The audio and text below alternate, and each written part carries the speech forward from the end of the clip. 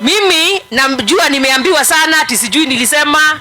Nasema Nakuru County, anybody kutoka any corner of the country anaweza tembea, or they can come to Nakuru County na wakuje waongeleshe watu, sio? Ni sawa.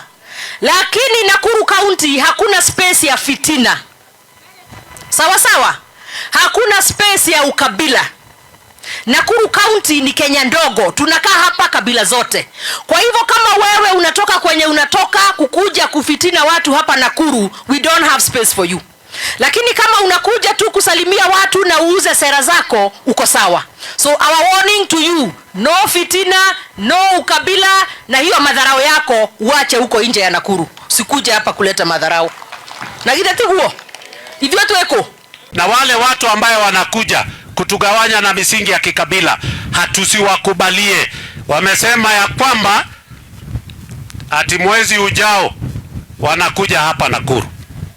Tunawaambia karibu tena sana, wakuje wapige siasa zao, si namna hiyo. Lakini ile maneno wakianza mambo ya kuja kuchochea, hiyo tunaomba bwana county commissioner na timu yako ya security hapa Nakuru is very sensitive. Bwana county commissioner na security team hapa, tafadhali do not allow anybody to come and incite Kenyans. Hapa Nakuru ni Kenya ndogo, kabila 42 ziko hapa, kweli ama si kweli? Tukikubali kwenda kupelekwa kwa hiyo barabara, nyinyi wenyewe mtaona ile mambo haitakuwa vizuri. Kwa hivyo tunataka amani, tunataka mtu akikuja kufanya kampeni zake afanye kampeni ya amani. Sawa, hakuna mtu atamkataza akuje, lakini akikuja wacha ongea amani, apeane sera zake. Lakini akikuja kuanza kutoa matusi, akikuja aanze kujui kufanya nini, akikuja kwenda kuanza kuincite watu, hiyo maneno hatutakubali. All we are just saying, karibu Nakuru, zunguka kila mahali unataka kulala hapa na ukuje na pesa. Asikuje tena kutuambia vile atuambia ati yeye anakuja kupeana ati kutumia ati yeye anachangiwa pesa. Tunamwambia hata yeye bebe kidogo, ama nyinyi mwezi na si anasema ya Ruto ati ukipewa pesa usifike nyumbani. Yeye yake anatoa kweli.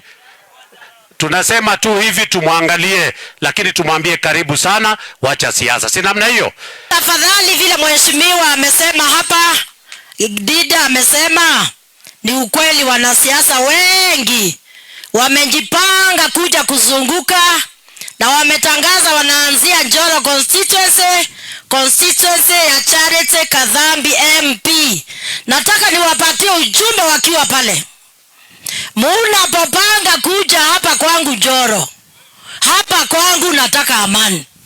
Mkikuja na vyama vyenu vya masikio pate, zingine sijui zinaitwa mafia pate, mkae mkijua kwangu ni kwa amani.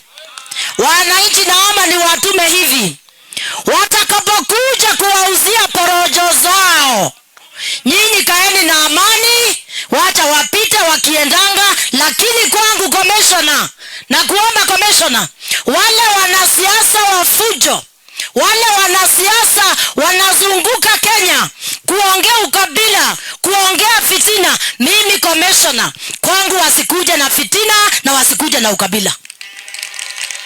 Hapa kwetu Nakuru tulisema ina family ya kabila zote. Ukweli ama si ukweli?